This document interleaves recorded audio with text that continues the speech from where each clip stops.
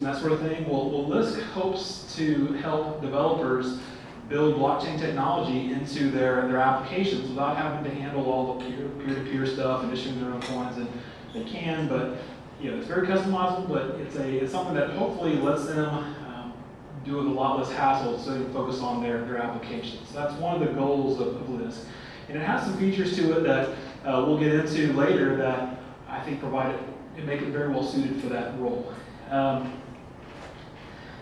Now, in addition to learning about blockchain, learning about Lisk, I have one sort of ulterior motive as well. And if there's enough interest, I'm kind of interested in seeing if we can work with some of the other meetups in the community and maybe come up with a proof of concept for applying blockchain technology, maybe getting together with the Do Lab and trying to make something Internet of Things, work off the blockchain. That's going to be further down the road, but if there's enough interest, it's something that I would definitely be interested in exploring. I love where different groups can get together and synergize. When I first came to Geekdom, they gave us the grand tour, and they told us about a project they had done where it was basically kind of a startup competition where anybody could walk in and say, pitch an idea for a startup. And everybody there would then vote on the startup. And they eventually chose one and said, hey, we like this one, so this is going to be the winner. At that point, everybody started trying to basically advance that startup and see if they could make it happen, and they did. I believe that the winner of this particular case was basically a vending machine you could just walk right up to, take your stuff out of, not have to push any buttons, just walk up and grab it, and it knew exactly what you had and could ring you up. So I believe it could even charge you. It already knew who you were. It could charge you as you walked out the door. So it was a really cool idea. It's something that Geekdom actually managed to do, and this is like a real deal project that's come out now. Now, I don't think we're going to try to make a business or anything out of it, but I do think it'd be cool to come up with a proof of concept. So if there's enough interest again down the road, and we can build the right relationships, I think that'd be something really cool to do. So if you're interested in something like that, have any ideas for it, let me know, and we'll take a look at it. Now, this meetup today, we're going to divide into 3 different parts. So I'm going to give an introduction to blockchain technology. So it's going to be a lot of nuts and bolts on how this stuff works, or at least the general concepts of how it works. It may not be exact systems that are currently in place by different projects, but it'll talk about some of the technology and ideas and that they're using to solve different problems. After that, we're going to have Matthew Chauvin. He has a finance background, and he's going to kind of talk about the use case of blockchain as a currency. So the blockchain can be used as money. It can also be just used as showing ownership of assets. It can be programmed to track different events, and when certain events happen, to make things happen. There's a lot that can be done with it, but he's going to talk about the use case of blockchain as money itself. So kind of like Bitcoin, Litecoin, that sort of thing. Then after that, we have Edward Trosclair. He is the official Lisk USA ambassador. He's flown in from Louisiana, and he's been gracious enough to sponsor our event. Now, as official Lisk USA ambassador, what Edward's job is to do is to basically support the Lisk community, to promote the Lisk ecosystem, and to provide technical support. Now, on top of being an ambassador, Edward also has a role of, he's an official Lisk delegate. So he is one of the people who basically help process Lisk transactions. There's 101 delegates, and everybody who owns any Lisk can basically vote on whatever delegate they want, as long as the person's running as a delegate. And Edward's got enough votes to be one of the official 101 delegates. So that's pretty cool as well. So he's very involved in the Lisk community, and one of his jobs as being a delegate is to again try to help the community itself. So that's one of the nice features of Lisk with the voting. These delegates, to keep their place, they do earn rewards for processing those transactions. They want to keep earning rewards, and they've got to help the community, make people believe like, hey, you're the guy that I want doing this because you do lots of good for us. All right. So that's my intro. Let me see if we can get started on the presentation. I'm going to dim the lights real quick.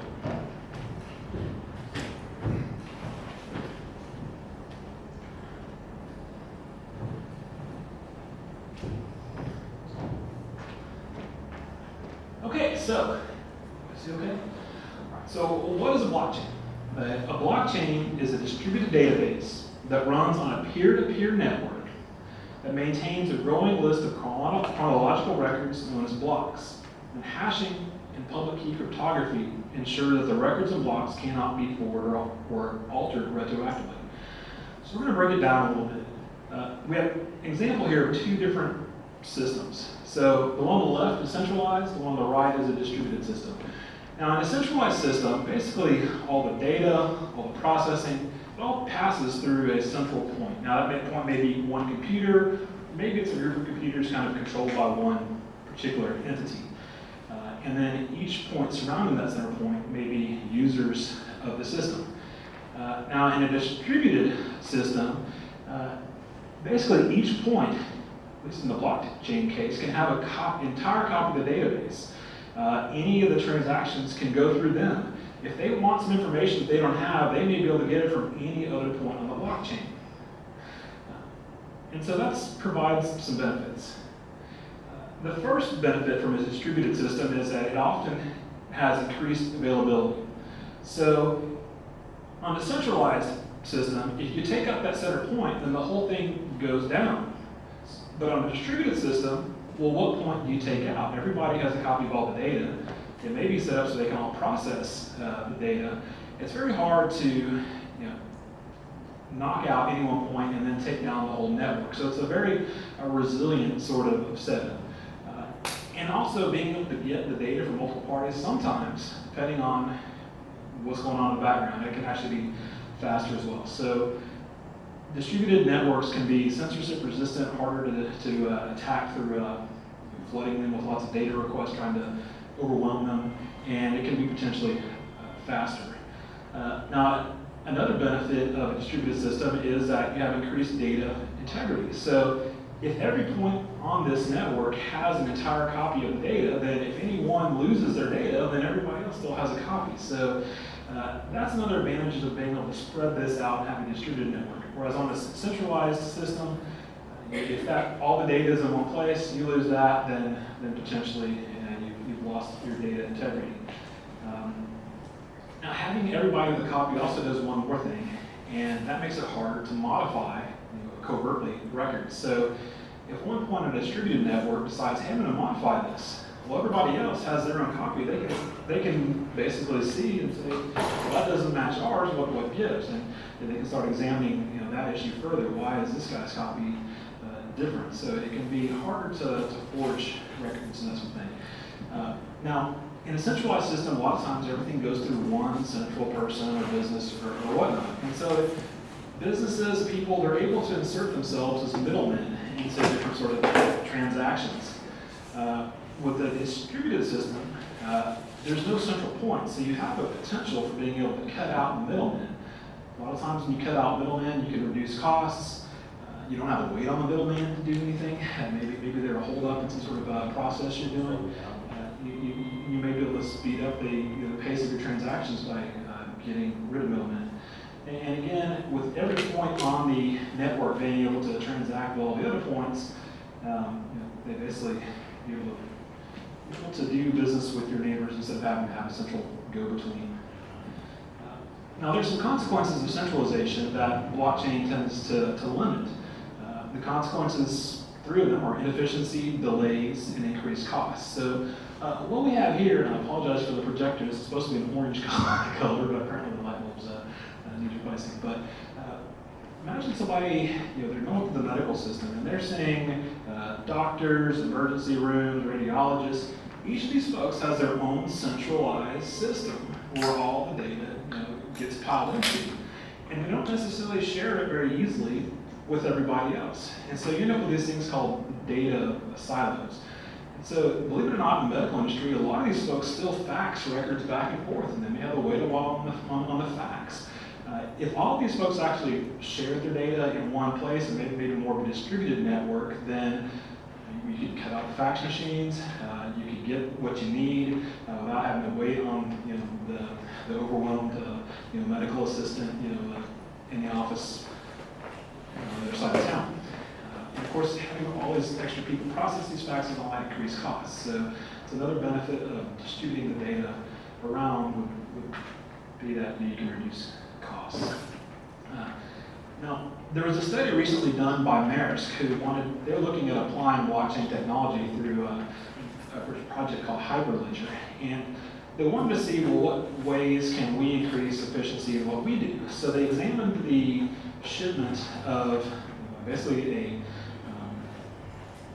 a boxcar of roses from Kenya to the Netherlands. And what they discovered was, between all the different government entities and the carriers and the ports, brokers, import-exporters, freight forwarders, all that, there was about 200 different communications that were in piles of paper that would build up from trying to make this shipment. And they would have to wait on people. It takes several weeks sometimes to ship roses. Of course, roses are a perishable item. It's something you've got to ship quickly. So what they wanted to look at is, what if all these people, once they did what they needed to do, what if we posted that information to the blockchain, to a shared database where everybody could access? Well, maybe the government is able to say, okay, well, has this, and this been filed? Well, they can check the blockchain themselves without having to wait for faxes and just say, okay, it does. They can even program it so that if this, and this happen, as soon as that does, maybe they sign off and get their approval for the next thing down the road. So by using this sort of system that everybody shares and can post to in a secure way, then they may be able to provide for more efficiencies. Now, one reason we have middlemen, and it's not the only reason, middlemen do add value in certain cases. So there is a role for middlemen and everything. I mean, they're not all bad folks. Sometimes they make our lives better by providing value-added services to different transactions that we're involved in. But sometimes they're involved just because we don't or can't, for whatever reason, trust each other. So we're going to look at an example here. And here we have Alice and Bob. Alice has some money, and she wants this package from Bob. Except, Bob doesn't necessarily trust that Alice has the money, and maybe Alice doesn't trust that Bob's has the actual goods. Maybe it's just an empty box. So how can she do business with Bob? And because Bob does look a little sketchy. How can she do business with Bob in a reliable, trustable way? Well, the current solution is maybe they both know and trust Sally. Right? And so Sally gets between the two of them, and Alice feels perfectly okay with giving her money to Sally, and Bob says, okay, I'll give you my package. Well, I trust you, Sally. And then Sally can make sure everything's kosher and it's legit and it's okay. And then she can pass the package to Alice and the money to Bob. Now, of course, Sally decides that, hey, I can make some money on this deal. And so your transaction costs have gone up. And so we see this in different situations that we deal with on a day-to-day basis. One, of course, is Visa. As we talked about, I may not trust the other. If I'm a merchant, I may not trust the buyer that they really have the money if they just hand me this piece of plastic. How do I know I'm really going to get paid? And Visa takes a percent. Now I'm an attorney, and I accept visas as part of my business. And in my practice, it's about 2.5%. So if I have $1,000 transaction, then Visa keeps about $25 for their role in solving this trust problem that we have. You can see another example of a middleman is Uber. If I need a ride, I may not trust that this guy that I'm going to get in the car with, maybe he's a felon, maybe he's a serial killer. I don't know. Well, Uber, I know, has done at least a background check, a rudimentary one. And maybe they manage the reputations, and they can see that, well, this guy's driven, he's for a bunch of other people, and he's got good reviews, and nobody's had any problems so far. So maybe I feel like, okay, I'll use Uber as my trusted middleman. Of course, I have to pay a fee. Now, Uber, if you're an Uber driver, anybody driven for Uber before? Well, if you know, they get about 30%, 25 to 30% of the ride. Of course, it's your car, it's your gas, it's your time, it's potentially your life. But they're getting 25 to 30% because they're solving this trust issue for us. So one thing that blockchain has the potential of being really good at is to allow us to do business in a trustable way without the need for Visa or Uber to get in between us. We may be able to do business kind of face to face, at least through a cryptographic blockchain instead. Now, I want to show you how bad this has gotten with Visa, because it's not only Visa that people don't trust. This is basically this is how a Visa card gets processed. There's 4 different parties involved. You have a card holder, You have the card issuer, so the cardholder gets his card from his Visa card from a card issuer. And then you have the Visa network, and then you have something called an acquirer, who basically helps the merchants process the Visa transactions, and then you have the merchants. So you go to the store, this is basically what happens. So you present your card to the merchant swipes the card, and he's got to get some authorization. So he sends the request to his acquirer, the acquirer sends it to VisaNet, VisaNet sends it to the card issuer checks, okay, does this guy have the money? And then if he does, they say to the acquirer, okay, this guy has the money, you may proceed, Mr. Merchant. And the merchant processes the transaction. Now at that point, everybody's got to get paid. And so the merchant gives the acquirer the transaction receipt, and the acquirer pays the merchant.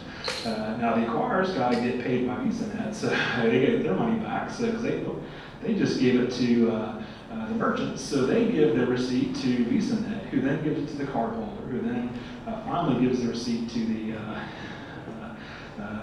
the cardholder, and each along the way, except the money's kind of getting shuffled around. So all of that is because basically nobody trusts anybody. So again, blockchain can eliminate some of this complexity, and is it a wonder? I mean, 2.5% of all this seems kind of cheap to me, honestly. All right, so we've looked at how blockchain is a distributed database, and it runs on a peer-to-peer network. Now, the next part of the definition is that it maintains a growing list of chronological records known as blocks. So what kind of records are we talking about? Your imagination is basically the limit to what sort of records you can handle or process with a blockchain. The easiest use case is money. That's your classic case of Bitcoin, where I send this coin, which is supposed to be worth something to somebody, and maybe they give me something in exchange for dollars or a product, a pack of socks, who knows. Now, the coins on a blockchain, or basically an address containing ones and zeros, but you can basically say that this address owns this stock, this bond, this mutual fund, this derivative. And you can trade those around just by sending messages out to the blockchain saying transfer this stock to this address. It could also be used for rights and obligations. So one crowdfunding initiative out there, or project out there, is Kickstarter. Does everybody know how Kickstarter works? And so with Kickstarter, basically somebody promises a future product to somebody who invests money in them or gives them money to develop it. And if everything goes well, the project develops this product, and then they give whoever gave them money, the first usage of it. Now Kickstarter's in the middle of all that. Of course, they're taking care of some of the trust issues, and they charge a fee. Now, what if you actually were able to do that yourself? What if you're able to issue your own coin in exchange for cash for development, and whenever you finally finish off the product, the person with the coin could exchange it back to you, and you give them the product. Well, what if they instead, I'm just kind of tired of waiting on this, or maybe I don't have an interest in that product, maybe they could sell that coin to somebody else. And that's something you don't see, I don't think, on Kickstarter now, but you could potentially put into effect with blockchains. Another use is mortgages and loans. So, some of these records are gotten to the point where they're essentially programmable now. And they do these things called smart contracts, where you can say, if this, and this happened, then send this coin over here. So in the case of a mortgage, you might have something called a smart contract that resides on the blockchain, where it accepts payments. You owe money on your house. You make payments to this contract. And then once you make your last payment, the contract automatically sends you the title. Another example of use of a blockchain. As we saw a second ago, blockchain can track events, like in that Maersk example, where they're talking about government signed off on this, or this piece of paper has been filed, or there's all the events on the supply chain. Maybe they can track food back to the source of the farm. You might be able to, if this package was stamped correctly, you might be able to tell all the way back where that food came from. Was that truly grass-fed beef, or did it come from some stockyard? So there's a lot of different things you can do with blockchain. And again, your imagination is basically the limit on what you can do with it. So how can transactions work using blockchain? So here we have Allison and Bob again. And Alice wants to get some money to Bob. So basically what happens is that Alice broadcasts to the network, hey, Alice sends 20 coins to Bob. And all these different points of the network are paying attention to, they're listening for broadcasts. And later we're going to see what they do with them. But if we use this system, we've got a problem. Remember, Bob is kind of a sketchy guy. What if Bob gets up and says, Alice sends 20 coins to Bob? Well, Alice probably wouldn't be very, very happy with that if the network actually paid attention. So how do we stop that? Well, right now, let's say you're writing a check. Well, Alice might sign her check. And so maybe the bank checks the signature, and if Bob were to try to forge Alice's signature, maybe they know, hey, that's not Alice's signature. But in the world of computers and the digital world, a signature is just a bunch of ones and zeros. So how do we do that on the internet, online, with computers? I mean, Bob could still say Alice sends 100 coins. He's getting more ambitious. And then sign it, Alice says 1110 for Alice. That doesn't work. So what do we do to keep Bob from forging Alice's transactions? This next part is one of the key concepts of a blockchain, one of the key tools of blockchains, and that's called public key cryptography. And as a subset of that, there's something called digital signatures. So with public key cryptography and digital signatures, every user generates what's called a public-private key pair. These are two different numbers that are basically ones and zeros of a certain length. They're mathematically relatable, but you can't just look at one and know what the other is. Now, the public key, you're free to give to anybody, and in fact, that's how things get verified, which you'll see in a moment. But your secret key, you're not supposed to give anybody. And these two keys are used to generate a signature that basically cannot, or there's one star in the entire universe chance of actually hacking it. So how does that work? Well, we use something for signing, we use something called a sign function. Before your eyes glaze over with these funny looking things, this is basically a black box that you put in an input and out comes a signature. So in this case, if you want to have this pretty much unhackable signature, you put in your message and you put in your secret key, and out comes your signature. Now, when you look at the signature, you're never going to be able to tell what the message was, but somebody's going to be able to check that and know for a fact that the person who sent the message is the person who had the right secret key, or else they could not have generated that particular signature. One of the main features of this sign function is that if you make even the smallest change, the signature changes in a big way. So up here you'll see that first time we put in Alice sends 20 coins to Bob. And then she also puts in her secret key, and out comes a signature.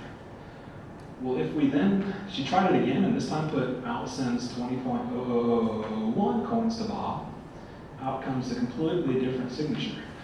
So this is going to be useful as far as keeping Alice's transactions secure. So here's what it would look like if she tries to do this on the network. First, she would, on her own, put in her message and her secret key and get her signature. And then she basically group that together into a transaction that says, okay, I'm sending 20 coins to Bob, and I'm signing it with this very special signature. And then I broadcast it to the network. And the network is listening, and later on we'll see exactly what they do with that. So if we do that, and we run Alice's transaction through that and get her signature, Bob isn't able to change anything about this. So he can't say Alice sends 30 coins to Bob and then use the signature that Alice did on the 20 coin transaction, because the 30 would completely change the signature. He cannot alter the transaction in any way. But there's one thing until we do something else that Bob can do, and that is if Alice has already sent Bob 20 coins and signed it, he could do the exact same transaction, the exact same data, and that signature would remain the same. So how do we keep Bob from basically saying Alice sends 20 coins to Bob? How do we keep him from posting that 20, 30 times?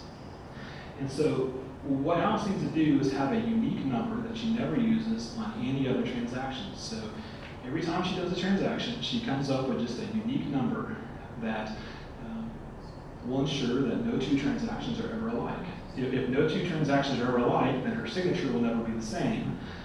And Bob, when he tries to do this, what the signature is going to be if he tries to say, Alice sends 20 coins to me, here's the transaction number, he's got no idea what that signature should be. So as a quick aside, we're saying that Alice sends 20 coins to Bob. Well, that's not exactly how it works. A closer representation, they say address so-and-so sends 20 coins to address so-and-so. So that gives us something called pseudo-anonymity. Alice's name isn't necessarily attached to the transaction, so it provides people a certain degree of privacy. Now, if Alice does a business with a merchant and she's just reusing the same address over and over, that merchant may know who Alice is. And so that's what we call pseudo-anonymity. It's not complete anonymity. It can be broken if somebody ever links you to an address. But most of these blockchain systems, people can use multiple addresses. There's certain things they can do to further increase their anonymity. There's also some projects out there that actually have mathematically provable total anonymity as well. Maybe in a future meetup we'll get into some of those. Okay, so how does a network know that a signature is valid? So Alice sends the 20 coins to Bob, she's got her unique transaction ID, and she signs it with a good signature. How does the network, how can they check that? Well, that comes to our next function. It's called a verify function. And it's basically, they can check Alice's work. They can put in the message, they can put in Alice's public or signature that she's provided for the transaction, and they can put in Alice's public key. They can feed it through this function. It's basically a mathematical equation, and it spits out true or false. So if it spits out true, well, hey, that was Alice who signed that. If it spits out false, then to ignore the transaction.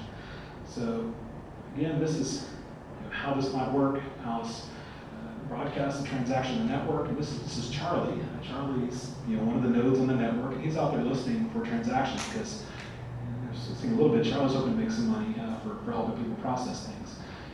Before he accepts Alice's transaction as true, then he runs that information through the verify function and sees whether it says true or false. So he can put in Alice's message, her signature that she's generated based on the message, her secret key, and Alice's public key. And if it says true, then hey, that was most likely signed by Alice, and I can trust that. Now, if Bob tried to do the same thing, again, he's not going to know what the signature is, and so all he can really do is try to guess.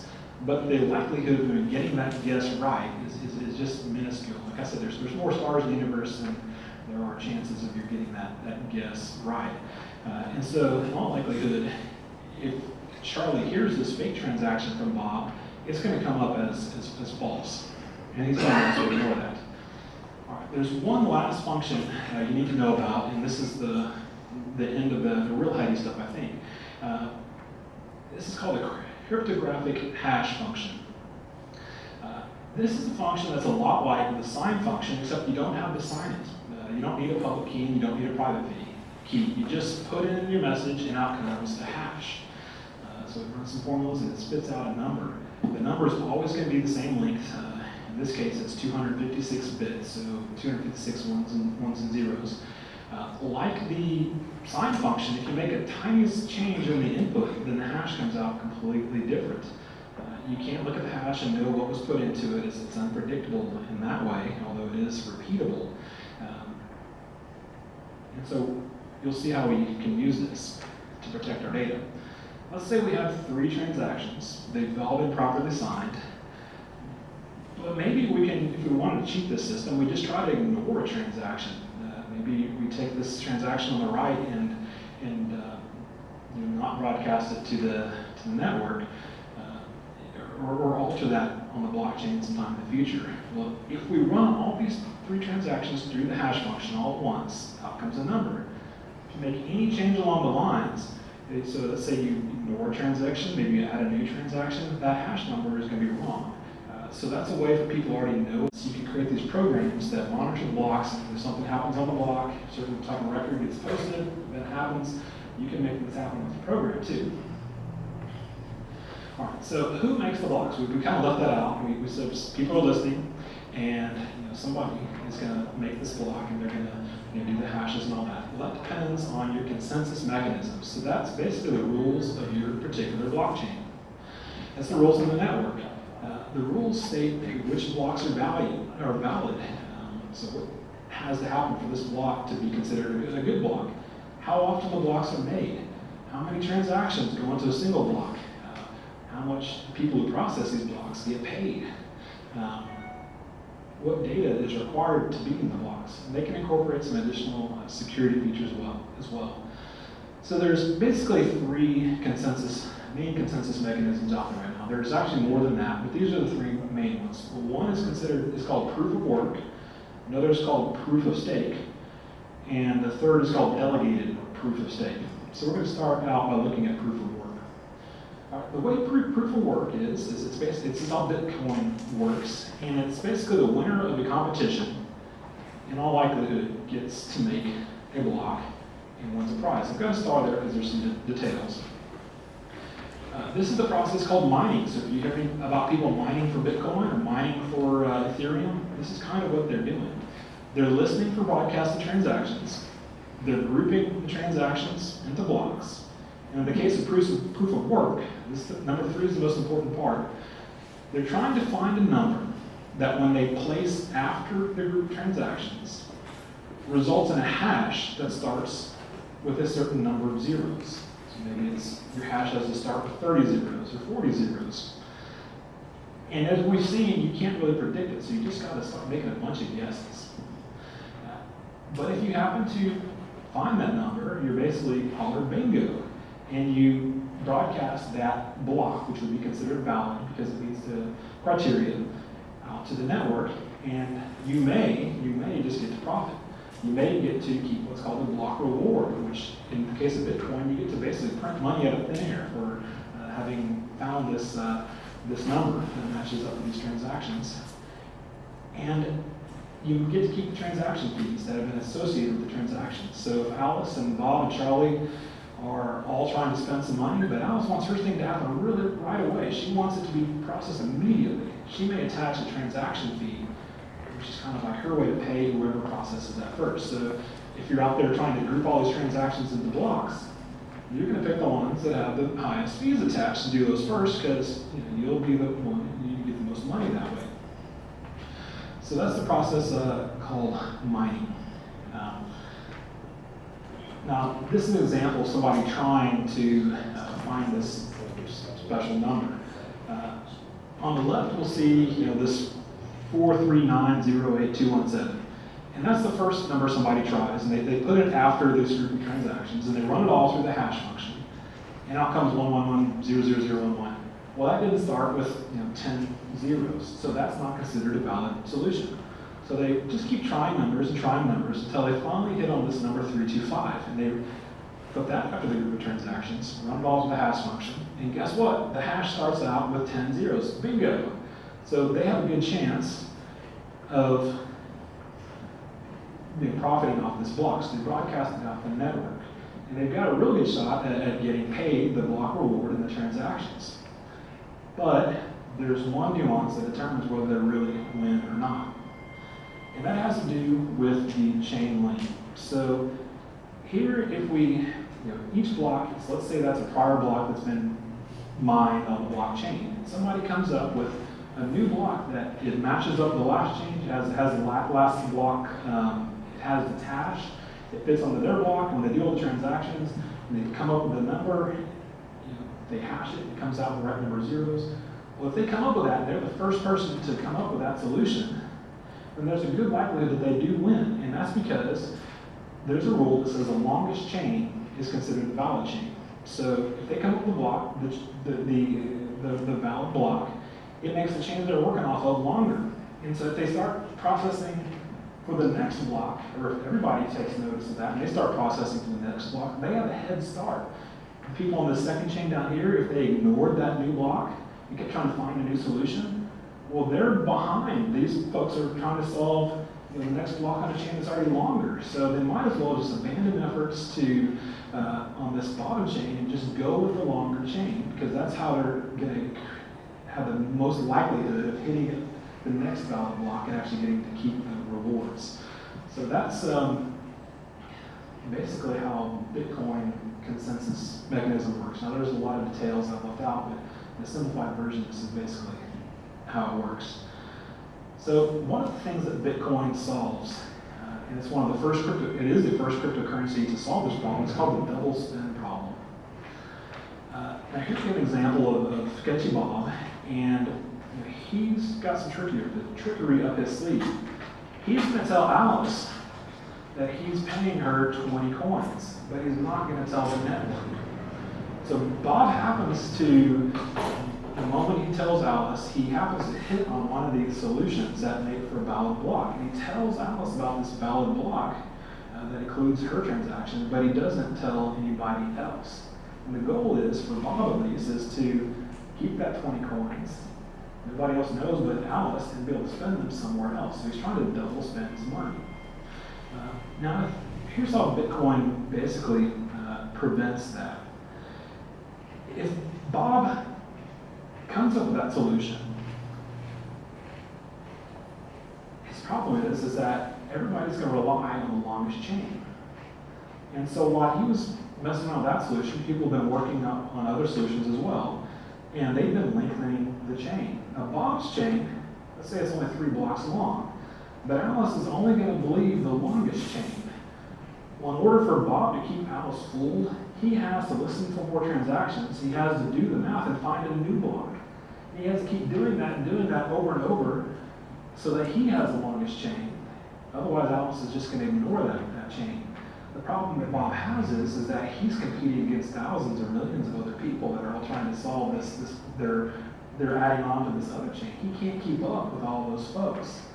And so his chain is going to inevitably end up being the shortest chain, and Alice will eventually figure out, if she keeps listening to the network and hearing about this longer and longer and longer chain, she'll know that, hey, this chain that Bob told me about, that one's bogus. I need to go with this chain that's longer, and it doesn't have Bob's transaction on it. So that's how Bitcoin prevents people from spending their money twice, the same money twice. We have 2 more consensus mechanisms. One's called, here's a summary proof of work. So it's a very energy intensive process. You have all these computers running all this processing power, and it uses a ton of energy to keep everything secure. But it is very, very secure. And on a side note, the difficulty of winning this lottery can be adjusted. They can say how many zeros have that special number has to start out with. Does it start with 2 zeros? Does it start with 20 zeros? It's a lot harder to find a hash that starts with 20 zeros than it is to find a hash that starts with 2 zeros. So they can change the incentive to mine by altering that. They can change how long it takes to discover it. They can change, by doing those things, they can change how often blocks are found, how fast transactions get processed, but it also affects how secure the protocol is. So the next consensus mechanism is called a proof of stake. Now this is basically like a lottery. Everybody who has a coin in the system gets a chance to win, I guess, as long as they're willing to make blocks. Whoever has the most coins basically gets the most chances. So it's like a raffle. If you buy 1,000 raffles tickets, you're more likely to win than the guy who has 2 raffle tickets. Now that gives the people who have the biggest stake an interest in making sure that the network is secure, and it also gives them an opportunity to win the most rewards as well. Now, Bitcoin stays secure by this proof of work that we talked about, running these numbers through the hashes and trying to get with all the zeros. It takes a lot of work to come up with a valid block. Well, they do away with that system of proof of stake. And basically what happens is whoever wins, they get to sign the block with their secure signature. So if you didn't win the block, then you don't have the right keys to make a valid signature for the block. You cannot protect the block. Now it's much less energy intensive than the proof of work. Now the final consensus mechanism, this is what Lisk runs off of. What it does is the coin holders vote on delegates. And earlier I mentioned that Edward, who's going to speak to us in a moment, he is a Lisk delegate. So people with Lisk coins, they vote on who they want to be able to make blocks. And there's 101 delegates in Lisk that get to make blocks. They're assigned slots to listen for any transactions and make these blocks, and they just basically go round robin style, and they, whenever they make a block, they sign it with their signature. That's very energy efficient. It tends to be very fast. And unlike proof of stake, it gives the delegates, the people with the money, the people who are forging blocks and getting rewards, it gives them an incentive to help the community. Remember, they're getting voted for. They have to earn those votes. So in Edward's case, he's doing a lot for the Lisk ecosystem, and so people are voting for him because he's sponsoring meetups, he's sponsoring scholarships, he's providing technical support, he's helping people with whatever Lisk problems they have. He's very active in the community, and so people will vote for him. And so he's getting to mine the blocks, and he gets to collect the rewards for mining the blocks.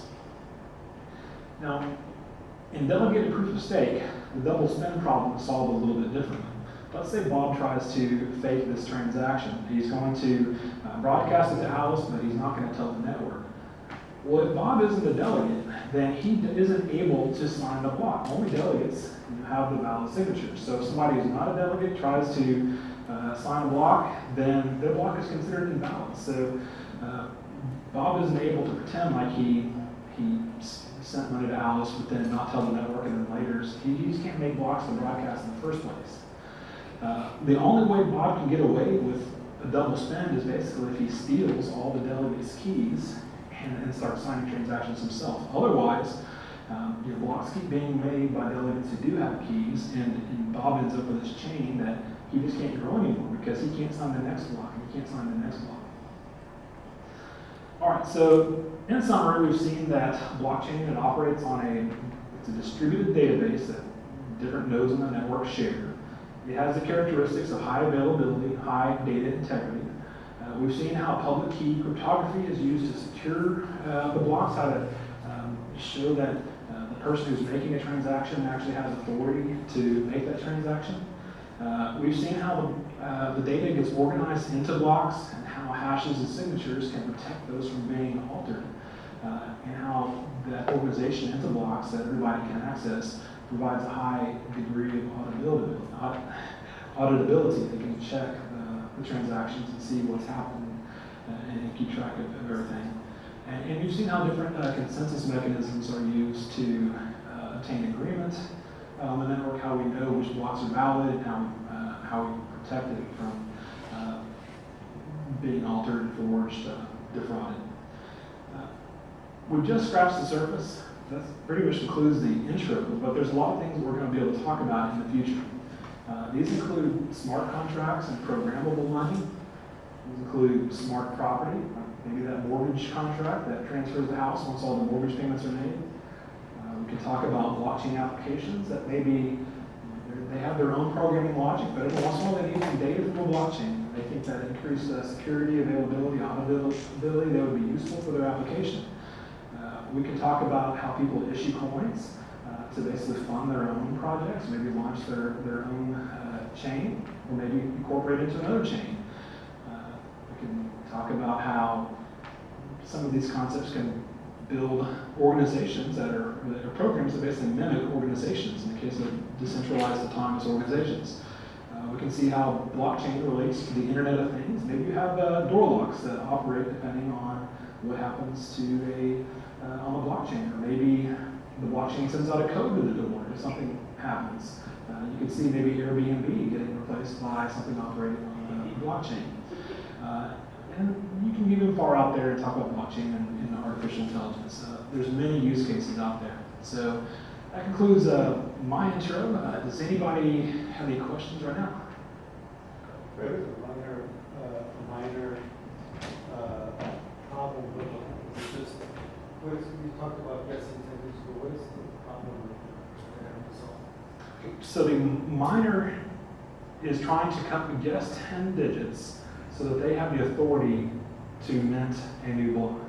Everybody wants to mint a block, but you've got to figure out how to determine who gets to mint a new block. So if the miner guesses a number that follows a bunch of transactions and they run it through their hash function and it comes out with 10, then they're the person who gets to make the new block. Now, not only does that decide who gets to make the block, but it also means it's very hard to make a block. So if somebody wants to start faking blocks, remember we saw those hashes get shown up on every block.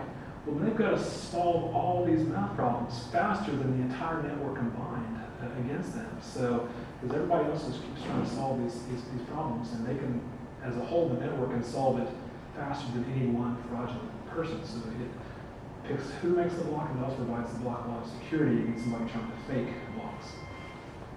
And a block is about the transactions. Yes. In essence, it's a bunch of transactions placed end to end, and they usually whoever's attached the highest fee, that's who the miner, or in the case of proof of stake, maybe they call them forgers. That's who gets to make the block. So And that's which transaction goes to the block. Sorry. in proof of work, miners are like they're trying to guess the hash with like 10 zeros, right? And they can like use like graphics cards, like what people use for like online 3D games or whatever, right? To like parallelize it or whatever. But Right. with proof of stake, is that like CPU bound? You know, so you could only do it like. So in proof of stake, it can be done on a laptop. It can be done on a Raspberry Pi. Whatnot. And after I had all of that, it all came together for me and clicked. And I realized that at this moment, I was either going to get on board with this blockchain thing, this Bitcoin thing, and grow with it, or I was going to hear about it for probably the rest of my life. So I got involved, and since then I've helped mine and assisted in mining operations for everything from Bitcoin, Dogecoin to Redcoin and Vertcoin, and a few coins like Purecoin and Primecoin in between. I've also helped made it a point to myself to stay very informed in the cryptocurrency space, and utilize some of my financial background to help explain the fundamentals of cryptocurrency. Obviously, you hear about Bitcoin, Litecoin, all these things. Well, they're all cryptocurrencies. The only reason any of this works is because of currency. Now, whenever you think of currency, gold is a common one that you think of immediately. It's been used since as early as 600 BC as a currency, likely because it had intrinsic value and it was hard to find. A lot of people liked it because it was shiny, it looked nice, nobility had it, so everyone else wanted it. And since you couldn't find it everywhere, it made it hard to find, made it valuable. Now this is a meme. This is pretty much the opposite of what you want for currency. It can be reproduced, it can be copied, you can make as many of them as you want. This particular meme was very popular in 2013, and you probably could not tell me if this was the original meme or a copy of the original meme. That you cannot verify. So, what do you think you get if you combine a meme and gold? Well, you get Dogecoin, or at least something probably close. The thing about Dogecoin is a joke currency. It was created literally as a joke. Some of the developers even refer to themselves as internet trolls. So they produce this currency, and even though it's a joke, this joke is worth $219 million. So years ago, when people were mining it for fun, and then all of a sudden we now actually have very wealthy individuals for mining this joke, eyebrows start to rise. You have to start to think, well, if the joke of this new technology is worth $200 million, then there has to be something to it. There has to be something to the technology as a whole. And what's important to that is that pretty much any cryptocurrency is better at being money than fiat currency like dollars that you know. These are the traits of money. The first four: divisibility, you have to be able to divide your money. Portability, you have to be able to transport your money. Durability, you want to make sure that your money doesn't rot away. Intrinsic value, you want to make sure that your money has some kind of worth other than what someone says it's worth. These first four were created and called the properties of sound money by Aristotle.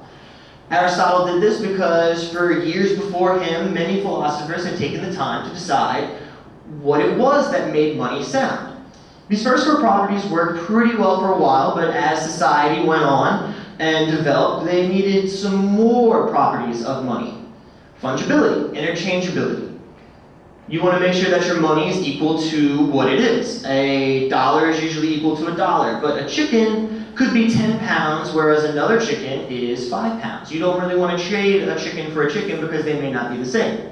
Security, you want to make sure that there's counterfeit protection. Is the currency that you're receiving actually secured? Is it easily transacted?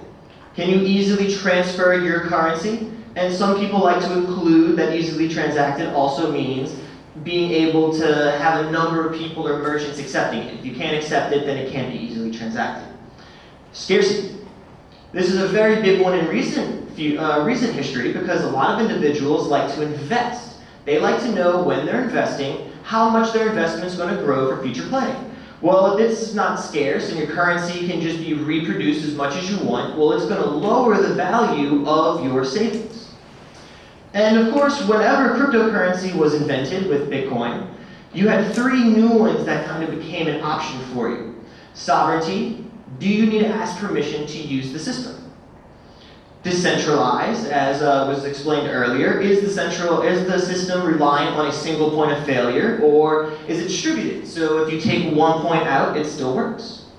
And of course, what I think the most important aspect of cryptocurrency is that it's smart. You can program it. If the currency doesn't work for you today, we'll go make a new currency. Reprogram it and see if people want to use it tomorrow. So there's a few things that have been used as currency throughout human history, from stones to wood, various things. But the most common, of course, for a long time was gold. We'll go through it pretty quickly. Of course, gold is not very divisible. It's hard to break a gold coin in half. It's kind of portable. You can bring an ounce of gold around in your pocket, but do you really want to start carrying pounds of gold with you to go and do a simple transaction? No. Durability, obviously your gold's not going to go anywhere inside of your vault. Intrinsic value, it's used in numerous electronics, it's used in jewelry, there's various uses for gold itself. And fungibility. An ounce of gold, regardless of what shape it's in, is always going to be equivalent to an ounce of gold. And of course, security is moderate. When you get gold, you usually know what you're getting with gold, right? But you don't really know if it's 5 karat gold versus 10 karat gold versus 15 karat gold. You might if you're an expert, but most likely just on glance, you're not going to know. Easily transacted. You can't really bring gold bars around or bring them to a grocery store and probably have them accept it.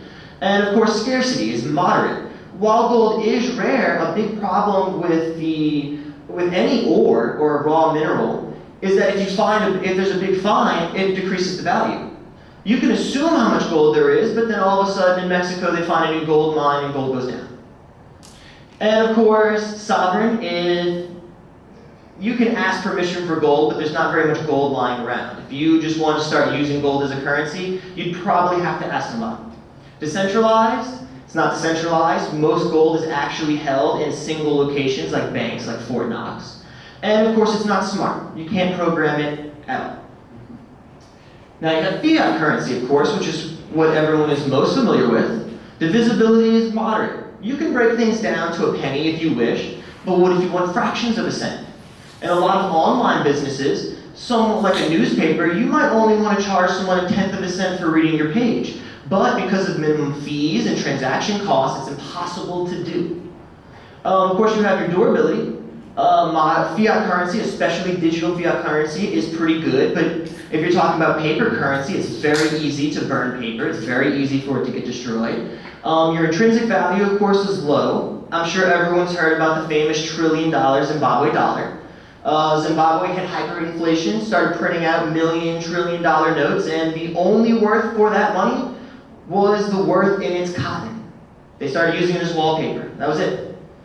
And of course, fungibility. $1 is equal to $1, $100 bill is changeable for a $100 bill, and security. It's moderate.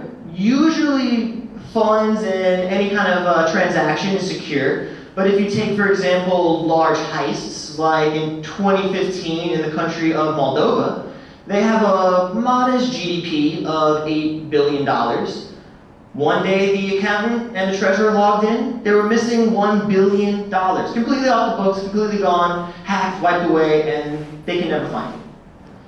And of course, easily transacted, that is something for fiat. If you have American dollars especially, you can probably spend them almost anywhere. Scarcity, Biggest problem with fiat currency is it is low. When you have the Federal Reserve or centralized banks that continuously print money, you never actually know how much there's going to be. In the case of the Federal Reserve, they have all these meetings and we have to wait for an announcement on the news for them to tell us what inflation rates may be next year. When it comes to doing long-term investments, not knowing how much of your investment there is very problematic. And of course, is it sovereign? In most cases, to use a bank account or to use digital fiat currency, you need permission from someone. If you get blacklisted from a bank, if you get blacklisted from an insurance company and anything like that, you're done for. You can no longer use the currency without debt collectors, for example, coming down on you. And of course, decentralized, as we know with central banks, it is highly centralized. Our financial and monetary policy is determined by members of the Federal Reserve, and we never even get to hear any of their reports on how they determine these decisions. And of course, smart. You cannot program fiat currency. Now we have Bitcoin. Obviously, we're going to use Bitcoin, but this is for cryptocurrency mostly in general. Divisibility. You can break it down into 8 decimal places. And if you need to, you can program in more decimal places without adjusting the total monetary supply. Portable. You can keep it on a flash drive. You can keep $1 million on a piece of paper. Keep it in your phone. Completely and easily lightweight, easy to port around. Durability, as long as the miners continue to run the network, your Bitcoin will always exist. As long as there are miners going. 1,000 years, if there were still miners mining it, it will still be there. And intrinsic value. This one gets argued a lot because it's kind of a catch-22 when it comes to intrinsic value. Because Bitcoin's intrinsic value is in its ability to transfer value. So according to Satoshi Nakamoto, as soon as you have 2 individuals who perceive Bitcoin as having value, and one of them sends it to the other, then Bitcoin was a success.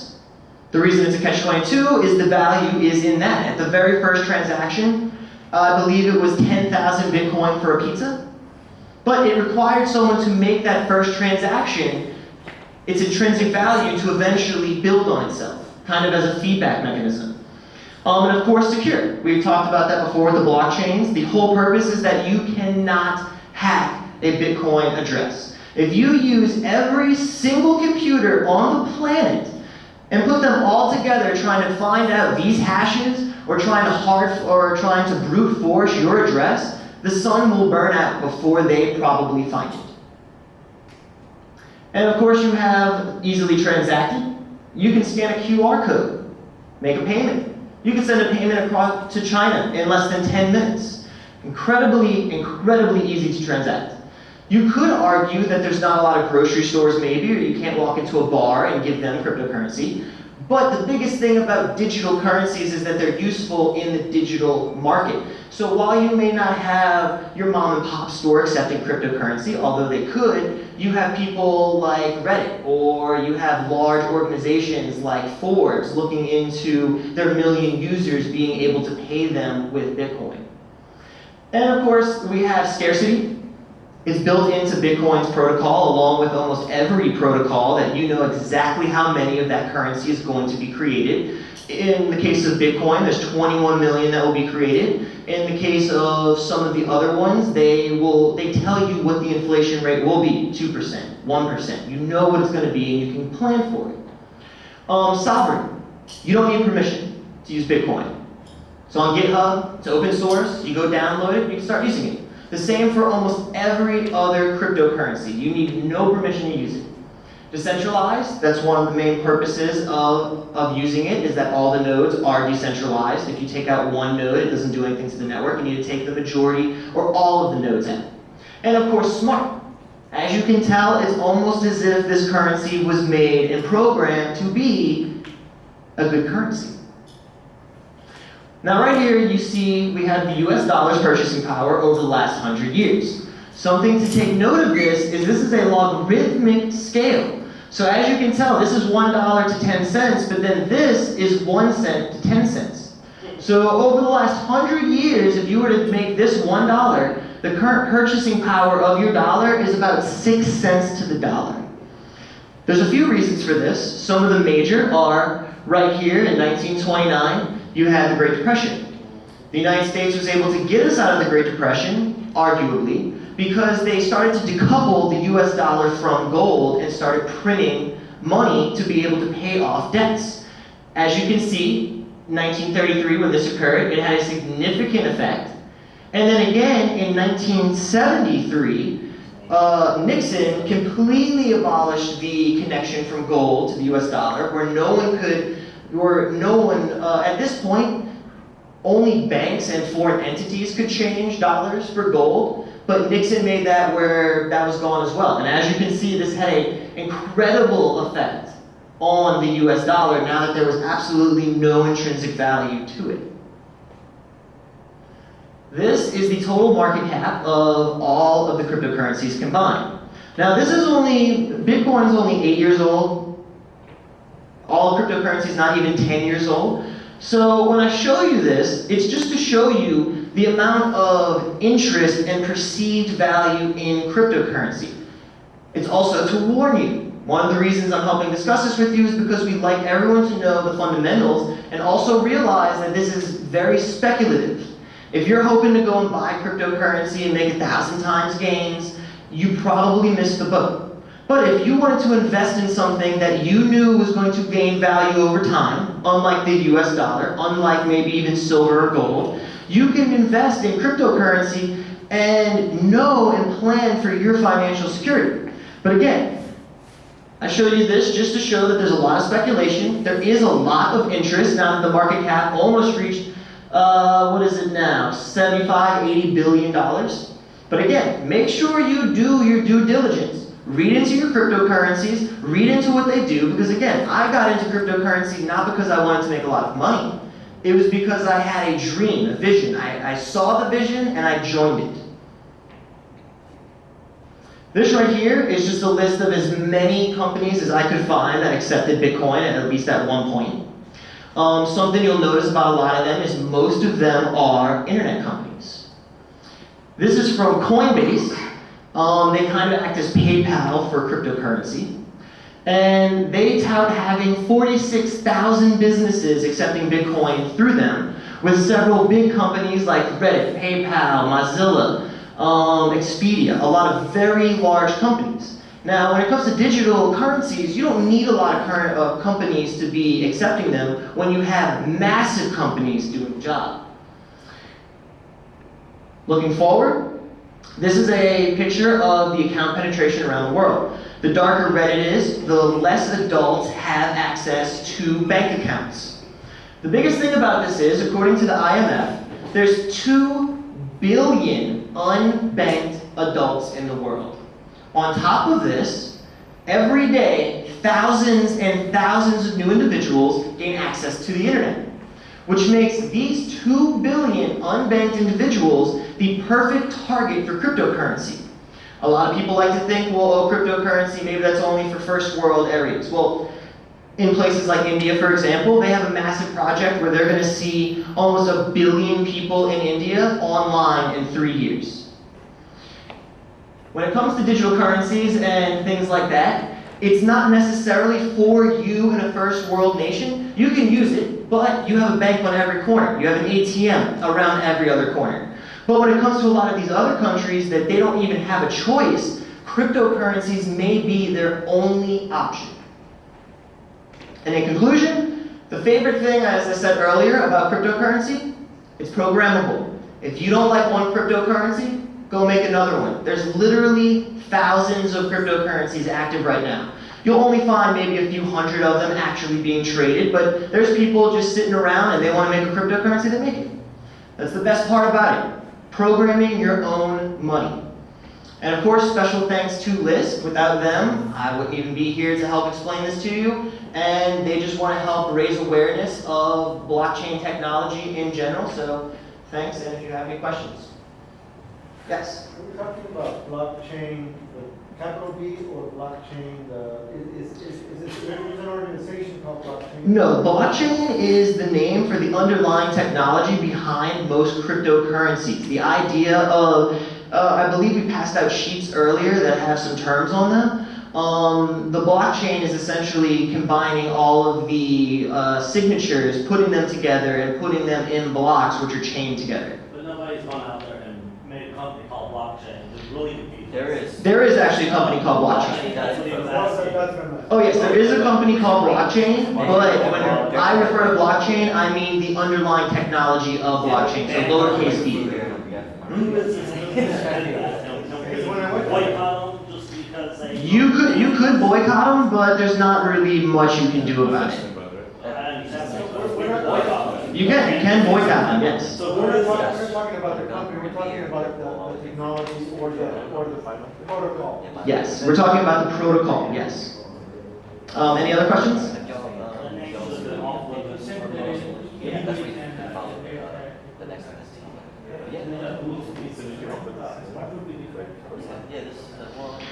For example, Dogecoin, it has the fastest transaction speeds of any of the cryptocurrencies. You have a cryptocurrency like Lisk, where they have the delegated proof of stake, where they try and say that this is better if you vote in the delegates rather than having miners. You have some like Vertcoin, which are ASIC resistant, so it's harder for you to use a very large computer to mine it. So there's various different things that you can get from your cryptocurrencies. You really just have to have due diligence, because as I said, there's so many of them, and they all do many different things. One thing I just wanted to bring up too that kind of went along with some of the stuff you were saying is that when in this blockchain democracy, and this is such a beautiful thing, is that when there is a disagreement between, say, the two chains, maybe one of them wants to implement a new feature and the other one does not, after they finally do reach the point where they implement those changes, they can actually take their collective value both elsewhere, and there's no loser in the elections. Once the decision is made, both chains can maintain themselves separately with their own version of the idea. So in that democracy, everyone gets to take their own collective value elsewhere, and there's no loser. So when the DAO split, did they both continue? You know, when Ethereum split? It sure did. Ethereum Classic and Ethereum together are worth more now than they were before. So speaking of the DAO, does it just stand for decentralized autonomous organization? Yes, as he was talking about people stealing names, yes, the DAO was a decentralized autonomous organization called a decentralized autonomous organization. And it was hacked, right? Was there a vulnerability in the Yes, there was a vulnerability built into the protocol, and as soon as it started running, the hacker actually claimed to be a white hat, and he claimed that he was doing everyone a favor by telling everyone that he was hacking them. Well, the same thing's happening here. You can hack. The platforms are able to. They have the algorithm. They can say that we can hold the price at this point when we find a sell. They're buying and selling in the same. Yes, you can have some people manipulate the market, but in the sake of these decentralized autonomous organizations, ICOs with these initial coin offerings, these are centralized programs built onto decentralized systems. So you can use a decentralized network, and if you build a sidechain and that sidechain is built around a single business, then you kind of defeated the purpose of having the decentralized network. Now, it is worth it to do this, but like I said, it adds more risk. Banks kind of want to do that, to transfer money between banks, right? There would be kind of a private blockchain. That's what Ripple's for. Really? Like using it as a clearinghouse, right? A clearinghouse? Oh, and but I think we're limited on time, so I'm going to pass this on to Edward. Thank you very much.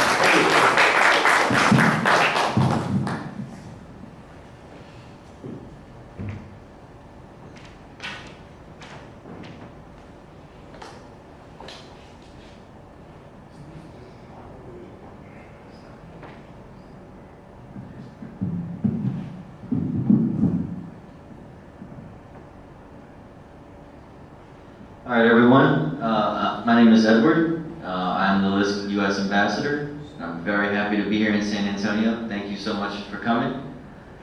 And I have an excellent presentation for y'all about what is Lisk, a history, and also the future.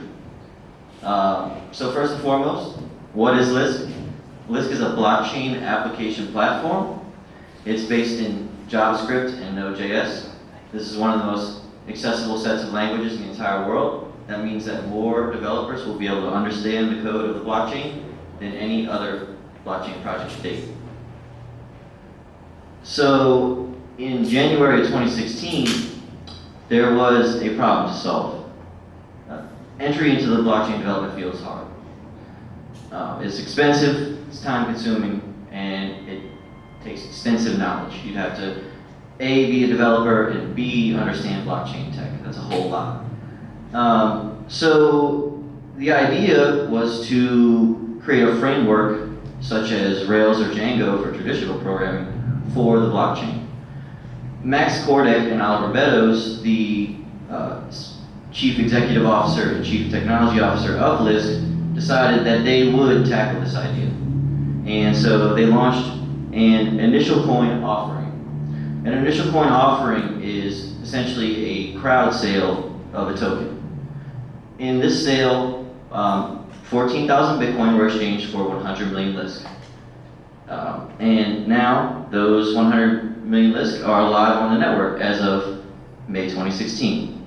And since then, we've managed 1,000 nodes added to the network, 250,000 transactions, almost $500 million in volume, and now 60 core releases. So in November of 2016, these funds finally became available because Lisk was able to establish a nonprofit. They tried to pioneer the blockchain nonprofit in Germany, and they would have been the first. However, they weren't successful, so they eventually did settle for Switzerland, like many other projects have, including Ethereum and others. Since then, they've made quick work, and they've hired a team of members from 12 different countries, and as you can see here, it's many different flags, and a very talented group here. They're working very, very hard. So in June of this year, we've had 2 major product releases. We've had Lisk Nano, which is the light wallet for Lisk. It allows you to do voting, which has been mentioned a little bit earlier, also transactions, signing messages, etc. The basic functions of the network. That was one major milestone, and now we have released Lisk 0.9. So we don't have a major release of Lisk yet. That's how early it is. So it is very, very early for developers, investors, etc. to take a look at this. But the Lisk 1.0 release is coming within a short period of time, maybe 1 or 2 months. As of July, Relevance, a strategic rebranding company, has been working with Lisk to reschedule release schedules and figure out their strategies for the future for the most part. Takio is also working on a creative rebranding for Lisk. They're basically going to redo interfaces, all of their, the way the Explorer looks, advertisement, just about any public appearance stuff. They're really working hard to make this look good. These are other companies helping out with? Yes, these are partnerships, exactly.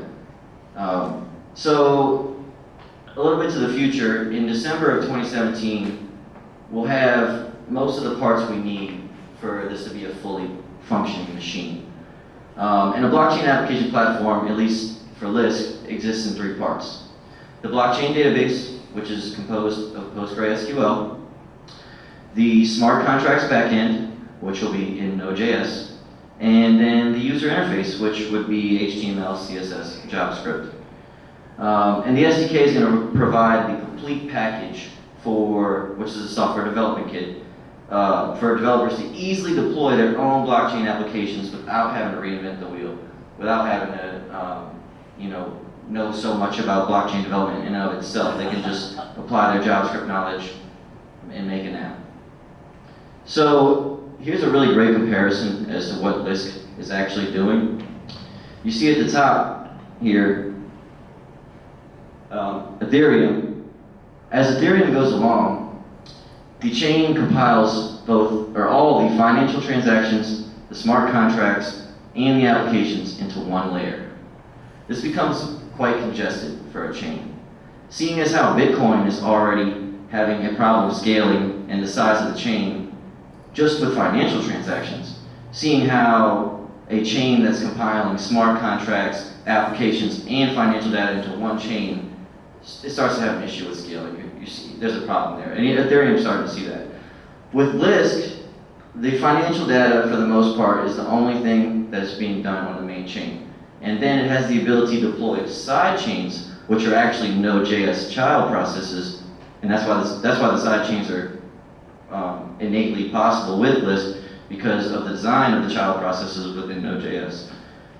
So this is basically the scaling solution that the blockchain field's been looking for, sidechains.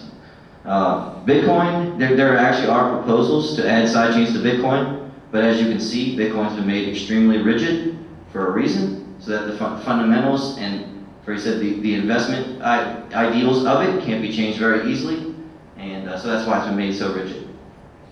So lastly, with Lisk, the future holds for us, obviously, the fully featured blockchain application platform. There will also be a full ICO suite, so if you come up with an asset you would like to sell or a new idea, you can sell your token without even having to use JavaScript. This is going to be basically something you can register a token and use it within the platform.